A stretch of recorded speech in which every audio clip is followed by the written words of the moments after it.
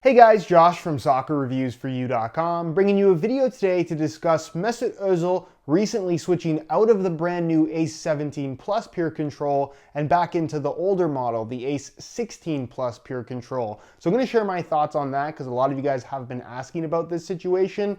And also, I've been doing some investigating on my own and I've discovered some pretty interesting stuff in regards to the launch of the new 17 Plus PureControl and some of the upper variation drama that has gone on over the last month or so. So if you want to learn a little bit more about what I just mentioned, stick around, watch the entire video. And with that being said, let's get right into it. So by now, I'm sure you guys are aware of what went down with the launch of the Ace 17 Plus PureControl and the drama behind that. They launched the Red Limit colorway, which featured a full prime knit upper. It's kind of a slightly tweaked variation of the 16 Plus model. But of course, professional players on field were wearing a different version of the upper than what you could actually buy at your retail store. This is of course the retail variation that was available to the public. Upon the second generation colorway release, which was right here, the checkered black pack, we got an entirely different upper variation, which is exactly what the pros are wearing. At least that's what it looks like.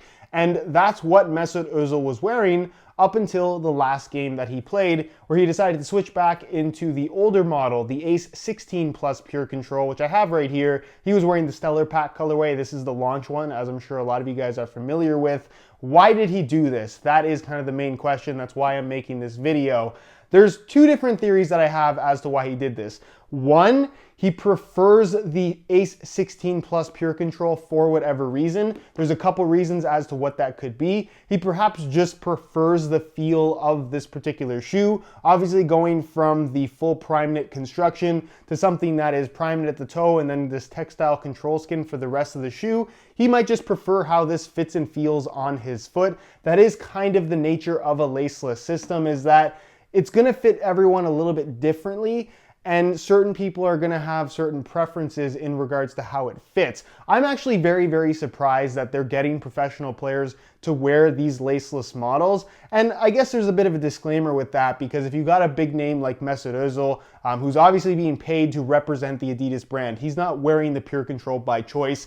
Keep that in mind. That's the case for any big name player. They're being paid to represent that company, represent that company's products, and wear that company's products. With that being said, because they are professional players, they are getting customized versions of the shoe. So the version of the PureControl that you see Özil wearing on TV isn't necessarily the version that you can go to the store and buy yourself. It likely has a custom shape, it likely has custom internals. There could be differences to the upper as well that you might not necessarily be able to see through pictures and watching them on TV, but I can almost guarantee you that the version of the shoe that they wear is not the version that you can go ahead and buy at the store. With that being said, it's still very interesting that he decided to switch out of the new model and back into the old model. It causes some problems for the Adidas brand because he is one of the main poster boys for this line, and obviously they want him wearing the latest product. Will he switch back into the new ones?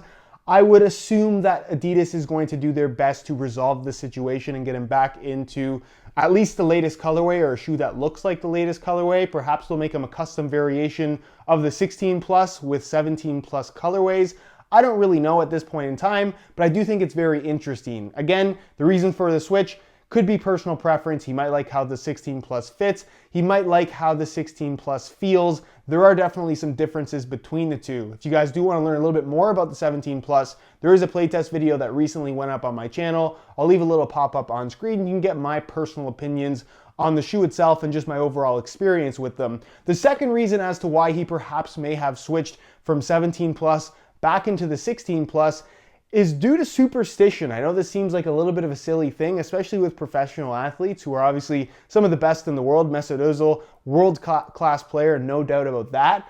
But he perhaps feels like he was playing really, really well in the older 16 Plus model and perhaps hasn't been as happy with his play in the 17 Plus. And again, even though these are professional players, there is a mental aspect to soccer shoes that a lot of people don't necessarily consider. So perhaps switching back to a 16 Plus isn't necessarily due to the fact that he doesn't like the 17 Plus. It's perhaps a particular pair, not even a particular model, but a particular pair that he perhaps felt like he was playing really well in, had a good game or two, and he wanted to go back to those shoes to try and, I guess, give himself that mental edge, if that makes any sense. It's gonna sound kind of dumb to certain people, depending on what your opinion is and your overall view of soccer shoes are. But to a lot of people, and I know I'm kind of guilty of this to a certain extent, is that you think about your shoes while you play at least a little bit. I think everyone does at some point in time. And this could be a case of just superstition and him just wanting to go back to a pair of shoes that he felt like he was playing really well in. So for me, those are the two main reasons why I think we saw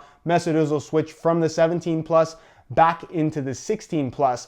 Now, just very quickly, I want to talk about some investigating that I've done in regards to the drama around the PureControl. So obviously when the 17 plus was first released, we got the full prime knit variation, and then about a month later, month and a half or so, they released the second variation, which featured a different upper that was more like what we saw professional players wearing.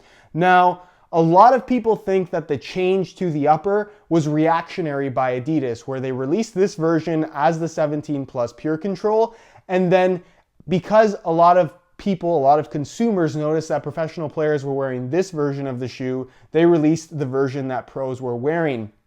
That sounds like it makes sense, but it doesn't when you actually do a little bit of investigating. So if you look on the inside of any shoe, there's going to be a manufacturer's date on the size tag. If you look at the red limit pack version, the full prime knit one that was released to the public, you're gonna see on that size tag, it says manufacturing date 10/16. So it gives you the month and it gives you the year. These were manufactured in October 2016 and then were released basically at the end of November. 1 month before actually being released is when they produced the shoes. So obviously, if they reacted to the negativity on this upper and changed it to this one, surely the production date on this newer variation would be at least 1 month later. But if you look on the inside, the size tag reads 10/16.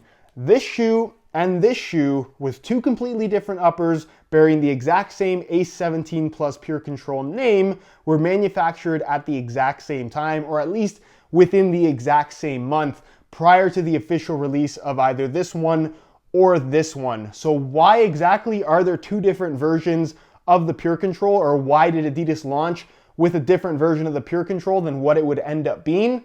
I don't really know. It looks like planned chaos, in my opinion. I don't really know how else to explain it. We're not going to get an official answer from Adidas on this.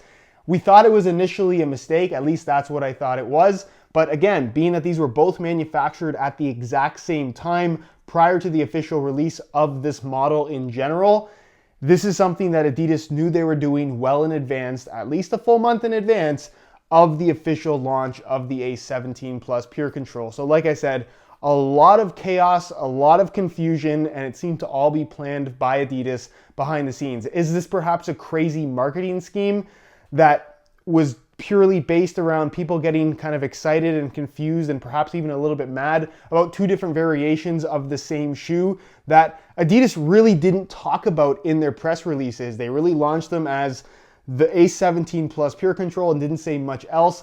I don't really know. It's a really kind of never been done before type thing. So I think it could possibly be some kind of crazy marketing ploy by Adidas, but who knows? Let me know your opinion on that down below in the comment section. Let me know your opinion on Mesut Özil switching shoes. Do you think he genuinely just prefers the 16 Plus PureControl, or do you think this was down to a superstition thing? I'm not really sure. I would bet that it's a superstition thing, but who knows? Let me know what you guys think though down below in the comment section. If you have any questions regarding anything that I talked about in this video, leave it down below and I definitely will get an answer out to you. If you enjoyed today's video, found it helpful and informative, be sure to support it with a like. Subscribe if you haven't already for daily videos on all the latest and greatest soccer gear. You can find all of my social media information linked down below in the description as well. And other than that, guys, hope you enjoyed today's video. And as always, thanks for watching.